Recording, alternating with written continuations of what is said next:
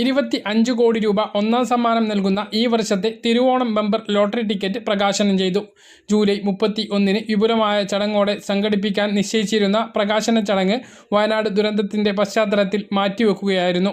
രണ്ടാം സമ്മാനം 1 കോടി വീതം 20 പേർക്ക് ലഭിക്കും. മൂന്നാം സമ്മാനം 50 ലക്ഷം രൂപ വീതം 20 പേർക്കും, നാലാം സമ്മാനമായി 5 ലക്ഷം രൂപ വീതം 10 പേർക്കും, അഞ്ചാം സമ്മാനമായി 2 ലക്ഷം രൂപ വീതം 10 പേർക്കുമാണ് ലഭിക്കുക. ആറാം സമ്മാനം 5000 രൂപ വീതവും, ഏഴാം സമ്മാനം 2000 രൂപ വീതവും, എട്ടാം സമ്മാനം 1000 രൂപ വീതവും, ഒൻപതാം സമ്മാനമായി അവസാനത്തെ 4 അക്കത്തിന് 500 രൂപ വീതവുമാണ് സമ്മാനത്തുക നിശ്ചയിച്ചിട്ടുള്ളത് എന്ന് ധനമന്ത്രി KN ബാലഗോപാൽ അറിയിച്ചു. പൂട്ടിക്കിടക്കുന്ന തോട്ടം തൊഴിലാളികൾക്ക് ഓണക്കിറ്റ് നൽകുമെന്ന് ധനമന്ത്രി KN ബാലഗോപാൽ അറിയിച്ചു. 1833 തൊഴിലാളികൾക്ക് 1050 രൂപ വിലമതിക്കുന്ന സാധനങ്ങൾ അടങ്ങിയ കിറ്റാണ് ലഭിക്കുക.